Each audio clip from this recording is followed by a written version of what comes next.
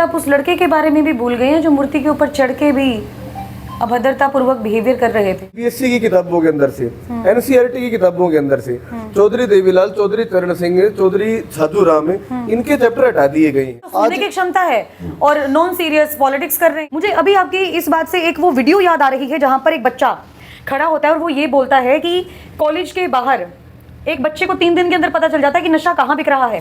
Police प्रशासन को पता नहीं चलता कि नशा कहाँ बिक रहा है। कहते विपक्ष मजबूत नहीं होगा तब तक किसी देश का निर्माण भी नहीं हो सकता और देश आगे भी नहीं बढ़ सकता। पैर छू के माफी मांगी, ऐसे कह रही है कि आज के बाद मैं कभी भी गलती नहीं करूंगी। पैर छूने का स्टाइल देखा आपने, वो माफी मांगना हो कि जो हमारे राजनेता थे जिन्होंने बहुत सारे कार्य हमारे हरियाणा के विकास में, इंडिया के विकास में किए, वो कहीं ना कहीं जो नॉलेज उनको होनी चाहिए थी उससे पीछे। अब मुझे आप एक बात बताइए, अब आज के टाइम पे सबसे ट्रेंडिंग टॉपिक, सबसे हॉट टॉपिक जिसको मैं कहूंगी, मासूम शर्मा, जिन्होंने बहुत सारे गाने नशे को लेकर, वेपन्स को लेकर चलाए। तो आपको नहीं लगता कि जो ये सरकार कदम उठा रही है ये सराहनीय कदम है?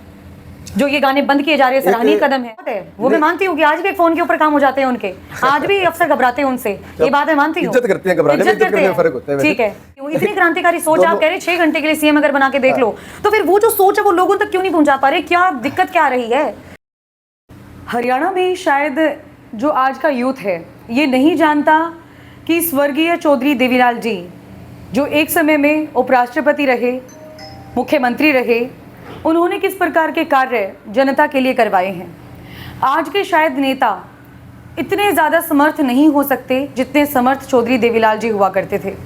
एक बार किसी का फेस याद कर लेते, किसी का चेहरा याद कर लेते तो वो मरते दम तक भी नहीं भूलते थे। और इसके साथ ही वो सोचते थे कि जनता के पक्ष में, हक में वो क्या कर सकते हैं, जिसका लाइव एग्जाम्पल आपने बहुत बार ये सुना भी होगा कि जब वो विदेश में जाते हैं और वहाँ पर पेंशन स्कीम को देखते हैं तो यहाँ पर आते ही ओल्ड पेंशन शुरू कर देते हैं, जिसकी वजह से आज बुजुर्गों को पेंशन दी जाती है। सड़क योजना कैसे शुरू करनी है, कैसे छोटे छोटे गांवों को, कस्बों को शहर से कनेक्ट करना है, इस तरह की बहुत सारी परियोजनाएं लेकर आए जिनको योजनाओं में कन्वर्ट किया और आज उसका फ़ायदा बेशक उनकी आज 5वीं पीढ़ी आ चुकी है, उसके बावजूद भी लोग उठा रहे हैं। और ऐसे में स्वर्गीय चौधरी देवीलाल जी की प्रतिमा के सामने एक लड़की का खड़े होकर अभद्र टिप्पणियां करना और उनके बारे में अभद्रता पूर्वक सवालों को उठाना, लोगों को इन्फ्लुएंस करना, कहीं ना कहीं इस ओर इशारा कर रहा है कि यूथ कहीं ना कहीं जो वो कनेक्टिविटी होनी चाहिए हमारे राजनेताओं के और एक यूथ के बीच में, वो ख़त्म होती जा रही है। और ऐसे में जो राइट बनता है वो बनता है छात्र नेताओं का, कि वो छात्रों को अवेयर करे कि उनके मन में जो हमारे स्वर्गीय चौधरी देवीलाल जी थे, जो हमारे राजनेता हुआ करते थे, उनके प्रति मन के अंदर क्या विश्वास, क्या श्रद्धा भाव होना चाहिए। इसके चलते आज मैं आई हूँ ISO के प्रदेश अध्यक्ष साहिलदीप कासवान जी के पास। इंटरव्यू करने जा रही हूँ क्योंकि अपने आप को बड़ा छात्र नेता बताते हैं और नो डाउट बहुत सारे राइट्स के बारे में बात भी करते हैं। साहिल जी, बहुत बहुत स्वागत है आपका। सौम्या जी, आपको नमस्कार और आपके माध्यम से सभी दर्शकों को मेरा बहुत बहुत नमस्कार। पहला सवाल जो आपने शायद समझ भी लिया होगा, कहीं ना कहीं छात्र नेताओं की कमी तो है कि जिसकी वजह से वो समझ नहीं पा रहे हैं कि जो हमारे राजनेता थे जिन्होंने बहुत सारे कार्य हमारे हरियाणा के विकास में, इंडिया के विकास में किए, वो कहीं ना कहीं जो नॉलेज उनको होनी चाहिए थी उससे पीछे हट गए हैं। क्या कहोगे आप? छात्र नेता रहे कहाँ हैं आज के दिन? छात्र नेताओं के नाम के ऊपर अगर हम यूनिवर्सिटीज के अंदर देखते हैं, कॉलेज के अंदर देखते हैं तो उन्हें 2 ही चीजों का पता है, छात्र एकता जिंदाबाद, कॉलेज प्रशासन मुर्दाबाद। उसके बाद में अगर उनके सामने कोई VC खड़ा हो जाता है, कोई उनका रिप्रेजेंटेटिव खड़ा हो जाता है तो उन्हें बात ही नहीं करना आता, उनके मुद्दे क्या है, उनके सवाल जवाब क्या है। तो आज मैं मानता ही नहीं हरियाणा में कोई छात्र नेता रहे हुए हैं। आपने इशारे के अंदर एक चीज देखी होगी, इशारे में पिछले 4 साल से आप खुद एक सौम्या जी बहुत पुराने बड़े ईमानदार पत्रकार हो, आप आज किसी भी कॉलेज, किसी भी यूनिवर्सिटी के अंदर जाके देखो और वहाँ अगर आप एक स्ट्रिंग ऑपरेशन चलाओगे तो 99% स्टूडेंट्स आपको एक ही बात कहेंगे कि हम ISO के साथ हैं। इसका कारण हमेशा से ये रहा है कि आज ISO मात्र एक स्टूडेंट संगठन ना होकर सामाजिक संगठन रहा है। चाहे किसी भी कॉलेज में हमें नशा मुक्ति अभियान चलाना हो, हमें चाहे सफाई अभियान चलाना हो, चाहे छोटी से छोटी एक बाथरूम तक की दिक्कत से लेके बड़ी लड़ाई हमें लड़नी हो तो हम लड़ाई लड़ते हैं। दूसरी, आपने बिल्कुल ये बात ठीक कही कि आज हमारा यूथ है वो मुझे समझ नहीं आ रहा वो किस दिशा के अंदर जा रहे हैं। एक लड़की जो वहाँ खड़ी होके पूरी दुनिया के भगवान जगत ताऊ चौधरी देवीलाल की मूर्ति के सामने खड़ी होकर ऐसी टिप्पणी कर रही है, तो इसके अंदर सौम्या जी सबसे पहली बात तो मैं तो ये मानता हूँ सरकार की बहुत बड़ी कमी है। शायद आप उस लड़के के बारे में भी भूल गए हैं जो मूर्ति के ऊपर चढ़ के भी अभद्रता पूर्वक बिहेवियर कर रहे थे। दोनों के बारे में बोलूंगा, चाहे वो लड़का ने बहुत गलत काम करा, उसके बाद में परसों इस लड़की की वीडियो रिलीज होती है, तो सौम्या जी इस चीज के अंदर हम एक पॉइंट अगर ये देखिए ना, सबसे पहली बात तो मैं इसकी बहुत निंदा करता हूँ, लेकिन आज आप एक चीज देखो कि सीबीएसई की किताबों के अंदर से, एनसीईआरटी की किताबों के अंदर से चौधरी देवीलाल, चौधरी चरण सिंह, चौधरी छाजू राम, इनके चैप्टर हटा दिए गए हैं, तो हमारे बच्चे कहाँ पढ़े इन महापुरुषों के बारे में। दूसरी बात है, आज इसका सबसे बड़ा कारण बेरोजगारी है। आप आज ये देखो कि हरियाणा के अंदर जो ऑफिशियल रिकॉर्ड है 40% बेरोजगारी दर है, और आपको दावा करता हूँ आपके चैनल के माध्यम से अगले 6 महीने के अंदर हरियाणा प्रदेश के अंदर 70% बेरोजगारी दर होएगा। इसका ये कारण है कि 70% नौकरियां जो अब लगने जा रही है सीजीएल के बाद में, जो 4th क्लास की 3rd क्लास की, ये सारी नौकरियां बाहर के लोगों की लगेगी, हमारी लगेगी सिर्फ 30% नौकरियां। आज बच्चे बेरोजगार हैं, तो बेरोजगारी के कारण वो 24 घंटे उलझुल हरकतें कर रहे हैं, कभी वो इंस्टाग्राम के ऊपर रील बना रहे हैं, कभी वो फेसबुक के ऊपर कर रहे हैं, कभी वो ऐसी हरकतें कर रहे हैं ताकि उनको 2 पैसे की इनकम होनी शुरू हो जाए, सारी चीज हो जाए। अगर सरकार बेरोजगारी खत्म करे, अगर सरकार नशे को खत्म करे, अगर सरकार बच्चों को नौकरी दे, अगर सरकार उन बच्चों को बढ़िया हमारे महापुरुषों के बारे में पढ़ाए, तो क्यों ये हरकत होएगी। एक छोटी सी आपको बात बताता हूँ सौम्या जी, आज आप हिसार के अंदर बैठी है, हिसार के अंदर 2 बड़ी यूनिवर्सिटी है, एचयू यूनिवर्सिटी और जीजू यूनिवर्सिटी। आप इस यूनिवर्सिटी के अंदर जाके देखिए, दोनों के अंदर एक हफ्ते में 2 बार यहाँ पे प्रोग्राम होते हैं, बजरंग दल के, आरएसएस के, हिंदू महासभा के। क्यों यहाँ पे चौधरी देवीलाल के बारे में, भगत सिंह के बारे में, महात्मा गांधी के बारे में, बटुकेश्वर दत्त के बारे में, शहीद आजम राजगुरु के बारे में, सुभाष चंद्र बोस के बारे में क्यों नहीं पढ़ाया जाता। ये बच्चों को आज हिंदू मुसलमान के बारे में सिखा रहे हैं, ये बच्चों को आज जात पात के बारे में सिखा रहे हैं। ये काम किसका है? ये काम आज सरकार का बढ़ता है।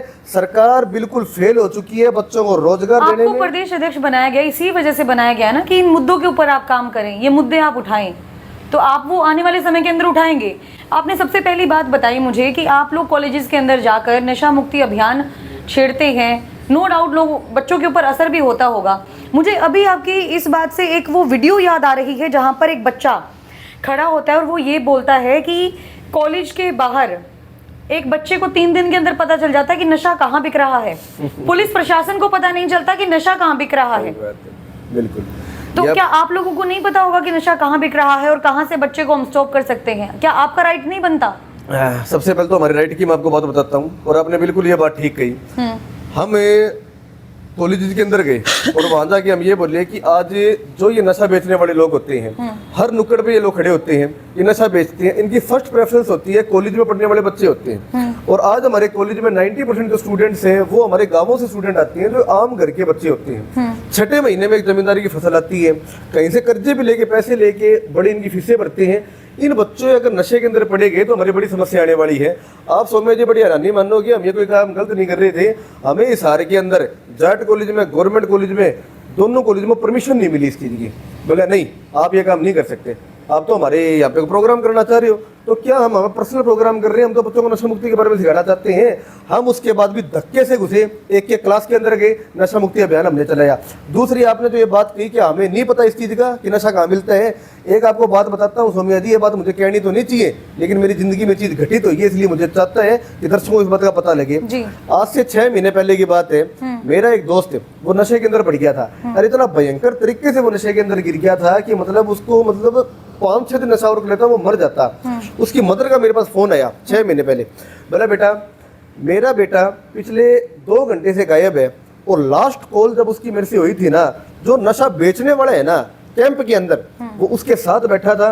और आप कैसे भी करो उसको बताओ, उसका फोन बंद आ रहा है, क्या पता वो मर लिया, क्या पता जी रहे। उसी टाइम मैं गाड़ी लेके भागा, उसकी मदर को मैंने बिठाया और 9-11 सेक्टर के थाने के अंदर मैं जाता हूँ, और वहाँ जाके मैंने अपने बारे में कुछ नहीं बताया, मैं किस पोजीशन के ऊपर हूँ, मैं कौन हूँ। वहाँ एक नॉर्मल साधारण कपड़ों में बैठा है, मैं उनकी मदर मेरे पास बैठी। मैं बोला जी इनका बेटा पिछले 2 घंटे से गायब है, इनकी लोकेशन देखो, एप्पल में लाइव लोकेशन आ जाती है, और आप ये देखो वो लड़का है कहाँ। खुदा ना खास्ता कुछ हो गया, एक लौती औलाद है, उसकी माँ क्या कर लेगी। सौम्या जी, जहाँ उन पुलिस वालों का फर्ज तो ये बनता था ना, उसी टाइम तुरंत प्रभाव से हमारे साथ चल के लड़कियों घूमते। आप बड़ी हैरानी मानोगे, वो 4 पुलिस वाले एक दूसरे की तरफ देख के हंसने लगे, उसकी माँ की तरफ इशारा करके। और वो पुलिस वाले यूं बोले, बोला भाई हमारा काम तो यूं है, मर गया नहीं तो बाद में लाश में ढा लेवाएंगे और पोस्टमार्टम करा देंगे, हमारा ये काम नहीं, हम जाके उसको ढूंढे, हम क्या करें उसके बाद में। वहां मैं धमकी दे के उठा, मैं ISO का जिला अध्यक्ष हूँ सर का, ठीक है, और तुम्हारी कार्रवाई मैं करवाऊंगा। एक बात याद रखियो, अगर उस लड़के को कुछ हो गया, तेरे जैसे घटिया 2 पैसे के पुलिस वाले को उसकी लाश के में हाथ नहीं लगाने दूंगा, याद रखियो। उस टाइम सर में जाता, सब मुझे लगता है गए नहीं थे, था मैं जाता हूँ, सबसे जाके मिलूंगा, बहुत ईमानदार आदमी, तेरी मैं शिकायत करूंगा। वो घबरा गए, और घबराने के बाद बोला जब हम कार्रवाई करेंगे। कार्रवाई उन्होंने फिर भी कुछ भी नहीं करी। मैं आपको बताऊं, हमने हमारे पर्सनल लोगों से पता करा, उस लड़के को ढूंढा, वहां से बाहर निकाला। मैं आपको कितनी चीजें बताऊं जो मैं खुद लिख के दे के आया हूँ चौकियों में, थानों के अंदर, कि यहाँ पे मिल गेट के अंदर नशा बिकता है, 12 क्वार्टर के अंदर नशा बिकता है, पटेल नगर के अंदर नशा बिकता है। एक यहाँ पे पटेल नगर के अंदर पंजाबियों का है आदमी, उसका मैं नाम भूल गया, थोड़ी देर में बता भी दूंगा नाम आपको दोबारा, वो नशा बेचते हैं। मैंने कितनी बार इनको ये चीज कही, पकड़ लियो, क्या कर रहे हैं सर का प्रशासन। साहिल दीप जी, मैं एक बात मानती हूँ, जब पंजाब के अंदर ये गैंगस्टर्स के सॉन्ग्स चलते थे, ठीक है, जब नशे को लेकर सॉन्ग्स चलते थे, तो इतना ज़्यादा प्रभाव कहीं ना कहीं पंजाब के ऊपर आना शुरू हो गया था, और आज पंजाब को बर्बाद मानते हैं, उड़ता पंजाब बोलते हैं। वो दिन भी दूर नहीं जिस दिन उड़ता हरियाणा ये वर्ड दे दिया जाए। हो चुका। और अब मुझे आप एक बात बताइए, अब आज के टाइम पे सबसे ट्रेंडिंग टॉपिक, सबसे हॉट टॉपिक जिसको मैं कहूँगी, मासूम शर्मा, जिन्होंने बहुत सारे गाने नशे को लेकर, वेपन्स को लेकर चलाए। तो आपको नहीं लगता कि जो ये सरकार कदम उठा रही है, ये सराहनीय कदम है? जो ये गाने बंद किए जा रहे हैं, सराहनीय कदम है। पहली बात तो, कोई अगर गंद कल्चर के ऊपर गाना निकालता है सौम्या जी, कोई अगर नशे के ऊपर गाना निकालता है तो बहुत गलत है, नहीं निकालना चाहिए। लेकिन सरकार जो ये नौटंकियां कर रही है, इससे नशा खत्म हो जाएगा क्या? आप एक बात बताओ सौम्या जी, आज से 3 दिन पहले मुख्यमंत्री शहर के अंदर आते हैं और नशा मुक्ति के ऊपर एक साइकिल यात्रा निकालते हैं। मैं आपको एक बात बताता हूँ, कभी भी सरकार का ये काम नहीं होता आप नशा मुक्ति की बातें करो, आप नशा खत्म करो, आपके पास पावर है, यू हैव द पावर। नशा मुक्ति के ऊपर बातें करने का फर्ज बनता है विपक्ष का, नशा मुक्ति अभियान चलाने का फर्ज बनता है विपक्ष का। आप यहाँ पे नशा मुक्ति अभियान चला रहे हो। आप मुझे एक बात बताओ, जितने भी इनके साथ घूम रहे थे, कोई तो ये बच्चों को तंग कर रहे हैं, कोई किसी को तंग कर रही है, कोई ऐसा आदमी था जिसने नशा छोड़ा हो? इनके पास जाके देखिए हो।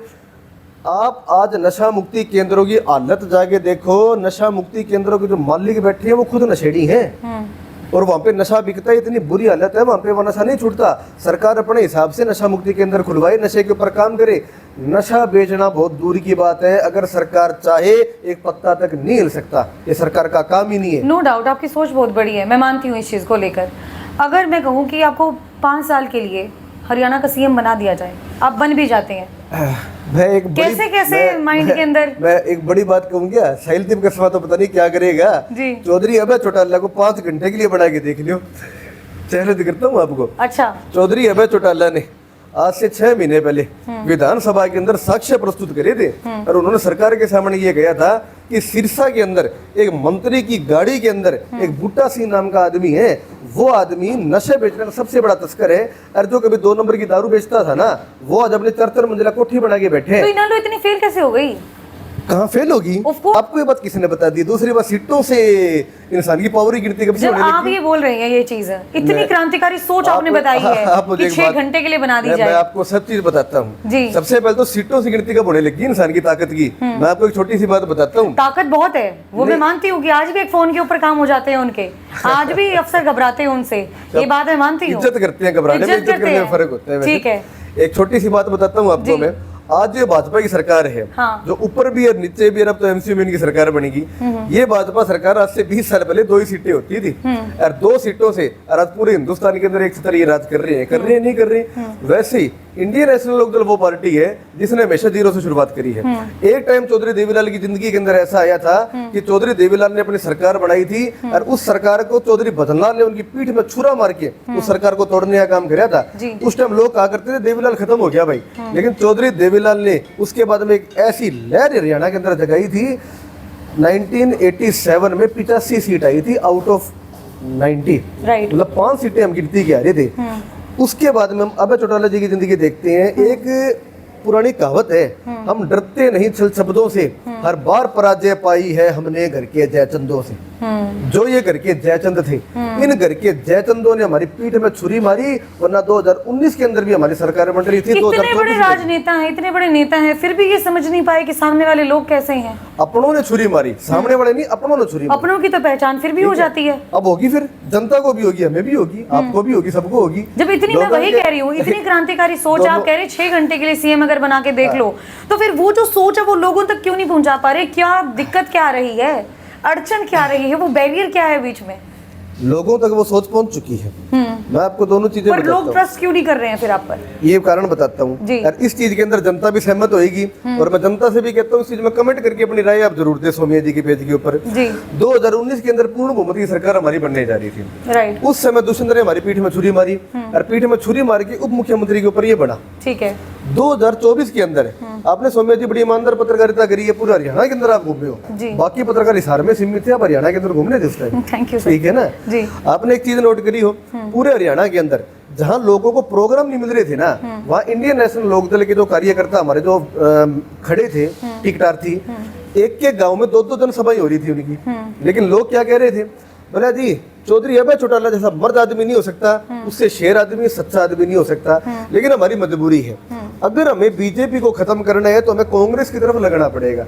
ये लोगों की सोच थी। प्रोग्राम हमारे ज्यादा हुए, लोगों ने अच्छा हमें बताया। चने के साथ गुण पीसने वाली बात कर रहे हैं हाँ क्या? बिल्कुल, ये बात कर रहा हूँ मैं। लेकिन उसके बाद भी लोगों ने कांग्रेस को वोट दिया। लेकिन लोगों को सोमिया जी इस बात का नहीं पता था कि आप कांग्रेस को वोट देके बीजेपी की बी टीम को वोट देने का काम कर रहे हो। आज भूपेंद्र सिंह हुड्डा ने, जिनका अगर मैं नाम लूं तो हरियाणा के धृतराष्ट्र ने, हरियाणा के धृतराष्ट्र भूपेंद्र सिंह हुड्डा ने, हिसार के एमपी जयचंद जयप्रकाश ने हमारे किसानों की, हमारे हरियाणा की जनता की पगड़ी को बीजेपी की ठोकरों में बेचने का काम किया है। इन दोनों के कारण आज ये सरकार रहेगी। आज लोगों के एहसास है। मैं आपको चैलेंज करता हूँ, कल इलेक्शन करवा दो, रिकॉर्ड तोड़ इंडियन नेशनल लोकदल की सरकार बनेगी, कोई विकल्प नहीं है। एक बात बताइए, सुनिए, साल 2021 की मैं बात करती हूँ, वो 26 जनवरी का दिन था जब अभय चौटाला जी ने इस्तीफा दिया था किसानों के मुद्दे को लेकर। किसान नो डाउट एक बहुत बड़ा रोल प्ले करते हैं किसी भी इलेक्शंस के अंदर, उसके बावजूद भी ई तक नहीं निकाल पाए आप 2024 के इलेक्शंस के अंदर। ये क्या कारण हुआ? 2 सीटें आई। चौधरी अर्जुन चौटाला जी आज रानिया से विधायक है, और चौधरी आदित्य देवीलाल जी आज डबवाली से विधायक है। तो इनेलो का ग्राफ डबल हुआ है अगले इलेक्शन के अंदर। पिछली बार हमारी 1 थी, अब की बार 2 है, और अगली बार 70 भी लेके आएंगे। तो मैं आपको एक बात बताता हूँ, मान लिया हमारी 2 सीटें आई, ठीक है, लेकिन आज आप विधानसभा की कार्रवाई देखो। आज विधानसभा के अंदर कांग्रेस डेली वॉकआउट करके बाहर निकल रही है। सुनने की क्षमता नहीं है, सीएम कहते हैं। लेकिन एक बात बताओ, आप वॉकआउट किसानों के लिए कर रहे हो, आप बेरोजगारी के ऊपर कर रहे हो, शिक्षा, स्वास्थ्य, रोजगार के ऊपर कर रहे हो, आप किसके ऊपर कर रहे हो? आप वॉकआउट कर रहे हो। किसी ने सोनिया गांधी के लिए उल्टा बोल दिया, किसी ने राजीव गांधी के लिए उल्टा बोल दिया। तभी तो बीजेपी वाले मजाक उड़ा रहे हैं ना, ये कह रहे हैं कि विपक्ष तो ना तो सुनने की क्षमता है और नॉन सीरियस पॉलिटिक्स कर रहे हैं। अपने एक हरियाणा के छात्रों ने बात नहीं सुनी, एमडी यूनिवर्सिटी में कल परसों बात चल रही थी, उन्होंने एक बात कही थी उड्डाई गढ़ी के अंदर, बोला आज हमें विपक्ष की जरूरत ही नहीं है, आज हमें विकल्प की जरूरत है। और विकल्प आज कोई है तो केवल इंडियन नेशनल लोकदल है। अर्जुन चौटाला जी वहां बैठते हैं। आप हिसार का ही मुद्दा उठा के देखो, हिसार का जो एचयू का मुद्दा था, इसके अंदर पूरी दुनिया के अंदर अपनी ख्याति पाने वाली डॉक्टर दिव्या फोगाट है, उसकी हत्या की जाती है बीसी के द्वारा। उस मुद्दे के ऊपर 5 विधायक बोलते हैं विधानसभा के अंदर। एक तो ये है, क्या नाम है इसका, उकलाना से बन रहे हैं कोई, सेलवाल, नरेश सेलवाल बोलते हैं। एक वो पहले हमारे साथ घुमा करता था, वो विधायक बन गया आजकल, 10 पेट बड़ा नोंदवाड़ा, वो बोलते हैं। जहां बाकी विधायक 30-30 सेकंड बोलते हैं, उनको बिठा दिया जाता है। एक लोते अर्जुन चौटाला जी एक ऐसे आदमी 5.5 मिनट उस मुद्दे के ऊपर बैठते हैं और सरकार की नींव मिला के रख देते हैं, उसके ऊपर कार्रवाई भी आज होगी।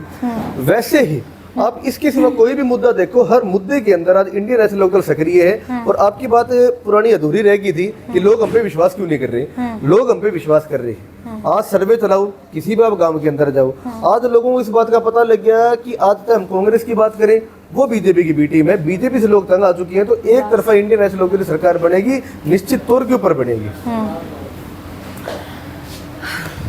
उसके बाद अब जो ये पूरा हाईलाइटेड मामला है, जिस लड़की ने वीडियो बनाई, बड़ा जल्दी आप लोगों ने माफ़ कर दिया।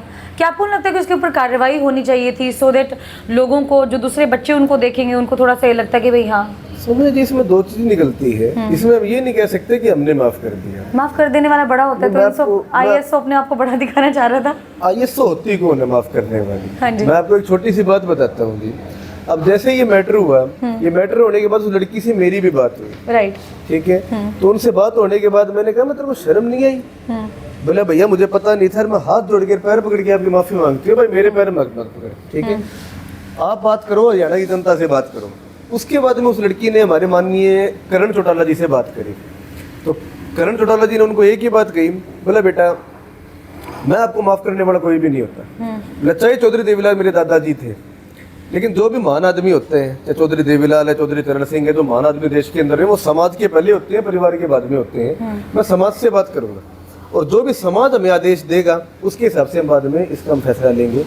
समाज में कई खप्पों से बात की गई, कई समाज के मौजूद लोगों से बात की गई, हर किसी ने एक ही आदेश दिया इस चीज के अंदर, माफ करने वाला सजा देने वाले से बड़ा होता है। आज वो लड़की माफी मांग रही है, आज वो बार बार चौधरी देवीलाल जी के पैर छू के माफी मांगी, ऐसे कह रही है कि आज के बाद मैं कभी भी गलती नहीं करूंगी। पैर छूने का स्टाइल देखा आपने, वो माफी मांगना हुआ। देखो हर किसी का अलग चीज, सोभरता होनी चाहिए, वो सोभरता तो मुझे नजर नहीं आई उसके अंदर। उसने 6-7 वीडियो निकाली है माफी मांगते हुए, और हर किसी के अंदर उसने माफी भी मांगी है। हम ये नहीं कहते कि उसने पैर यूं छू लिया है कि उसने यूं छू लिया, एहसास इंसान के होना चाहिए। दूसरी बात, एहसास था पूरा उस वीडियो में। एक युवा को हम सजा दिलवा के क्या निकाल लेंगे? इससे बढ़िया जो युवाओं के साथ ये सरकार गलत कर रही है, हमारी लड़ाई तो उनके खिलाफ होनी चाहिए। हमने एक फैसला लिया फिर बाद में समाज से पूछ के, इस लड़की को हम माफ करते हैं। आज के बाद कोई भी ऐसी हरकत करेगा तो कोई माफी नहीं दी जाएगी किसी भी चीज के अंदर। और एक चीज हमने और करी सौम्या जी, हर कॉलेज में, हर यूनिवर्सिटी के अंदर अगर हमें अंदर नहीं घुसने दिया जाएगा तो हम बाहर कॉलेज के खड़े हो जाएंगे। हम हमारे चौधरी देवीलाल के बारे में, चौधरी चरण सिंह के बारे में, चौधरी सर छोटूराम के बारे में, महात्मा गांधी के बारे में, जो हमारी महान शख्सियत है उनके बारे में लोगों को सिखाएंगे, एक अभियान चलाएंगे, ताकि कल को कोई भी बच्चा ऐसी गलती ना कर पाए। जो काम सरकार नहीं कर पाई, जो काम सरकार का था वो काम हम करेंगे, हमारे बच्चों को हम जागरूक इन चीजों के बारे में करेंगे। एक लड़के की वीडियो आती है, कंधों पर चढ़कर वीडियो बनाता है चौधरी देवीलाल जी के, उसके बाद एक लड़की की वीडियो आती है जो अभद्रता पूर्वक शब्दों का इस्तेमाल करती है। और ये चीज़ आपने सरकार पर तो नहीं डाली कि हो सकता है सरकार जो हमारे महापुरुषों को कहीं ना कहीं खराब करने की कोशिश कर रही हो? बिल्कुल हो रही है जी। इस चीज के अंदर तो मैंने जो अपना परसों में लाइव आया था, मैंने उस टाइम ये बात कही थी। बस मैं ये कह रहा हूँ ना, बार बार मैं इसमें ज्यादा कंट्रोवर्सी क्रिएट नहीं करना चाहता, कि मैं ये नहीं चाहता कि मैं इसमें ज्यादा बोलती हूँ, बाद में उस लड़की की दिक्कत है। पर आप इस चीज का प्रॉमिस तो कर रहे हैं कि भाई आगे अगर कोई भी इस तरह का स्टेप उठाता है तो कानूनी कार्रवाई करवाई जाएगी? निश्चित तौर के ऊपर, निश्चित तौर के ऊपर। और अभी भी मैं आपको एक बात बताता हूँ, इंडियन नेशनल लोकदल की, लो मेरे को दे दो, यहाँ रख देता हूँ मैं। Thank you. Indian National Lok Dal की तरफ से कम 150 कंप्लेंट्स दी गई थी और समाज के लोगों के द्वारा कंप्लेंट दी गई थी। लेकिन ये समाज का आदेश था। हम इसमें ये नहीं कह सकते कि इनेलो ने माफ कर दिया, नहीं किया, समाज ने माफ करे। हम समाज से ऊपर नहीं है। हमारी लड़ाई सरकार के साथ होनी चाहिए। बतौर नागरिक, बतौर citizen of this country, it is our first responsibility to ask questions to the power. और हम ये आखिरी दम तक पूछते रहेंगे। हमारे बच्चों ने गलती करी है, उन्होंने गलती मानी, हम उनको माफ करते हैं, लेकिन सरकार को माफ नहीं करेंगे जब तक लोगों को उनका हक नहीं मिलेगा। एक बच्चे होते हैं, वो कहीं ना कहीं विश्वास तो तोड़ देते हैं पेरेंट्स का, लेकिन संस्कार कभी नहीं तोड़ सकते।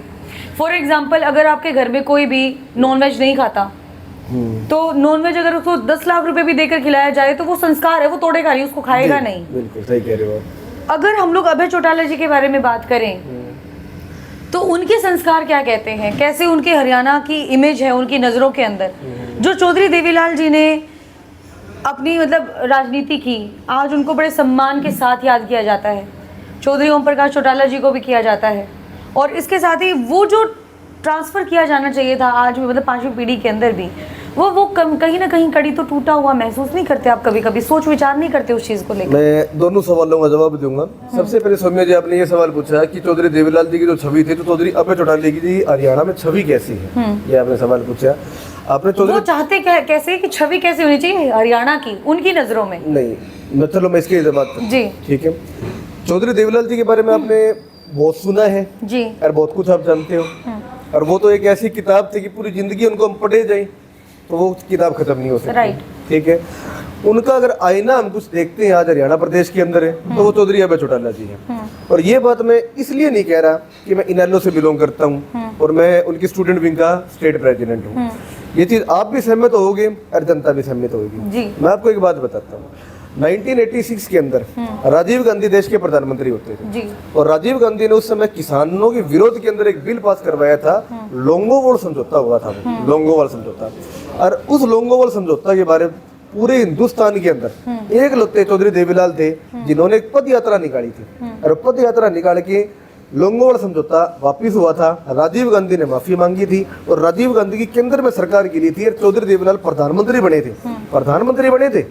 उन्होंने अपने पद की ठोकर मार दी और बाद में जबान देके वीपी सिंह को प्रधानमंत्री बना दिया, लेकिन प्रधानमंत्री वही बने थे। ठीक है, उसी प्रकार से पूरे हिंदुस्तान के अंदर 4206 विधायक थे जी।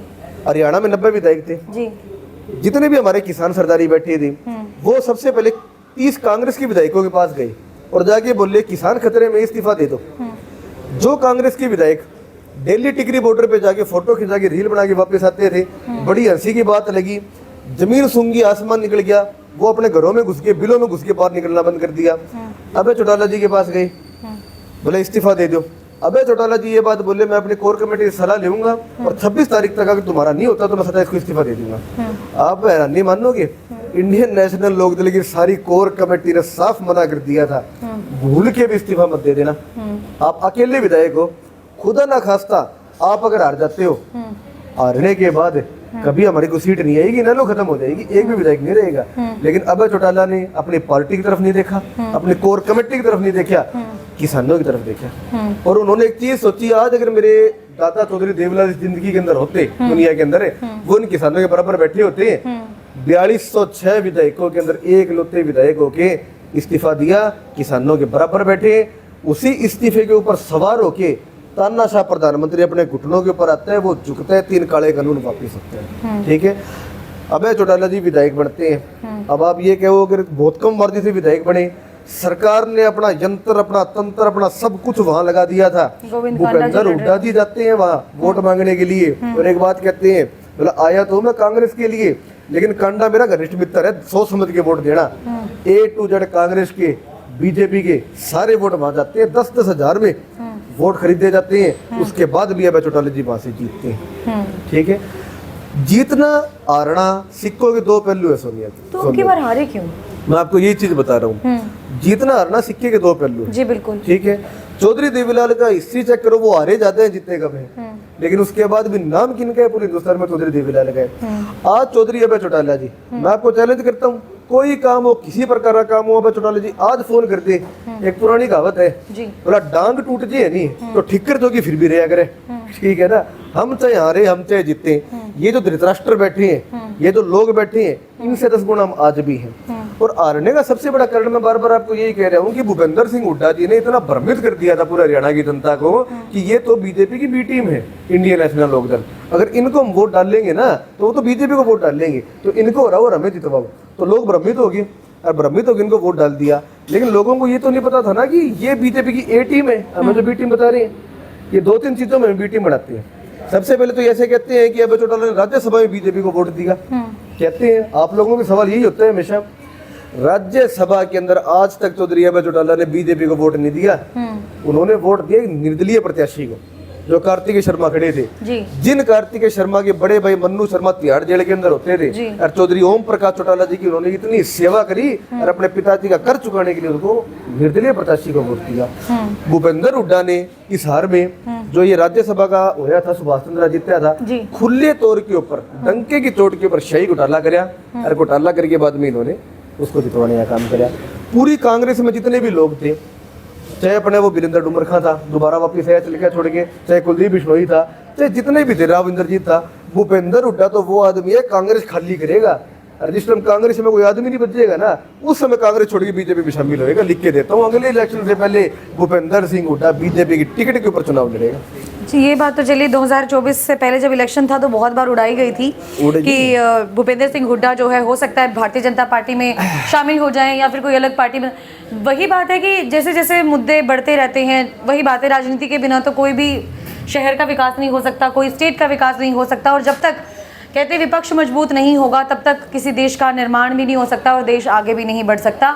और जहाँ तक मजबूत विपक्ष की बात है, तो जो पक्ष जो सत्ता में है, अभी सरकार बनी हुई है, वो तो बार बार यही कहती है कि नॉन सीरियस पॉलिटिक्स करते हैं ये कांग्रेस वाले लोग।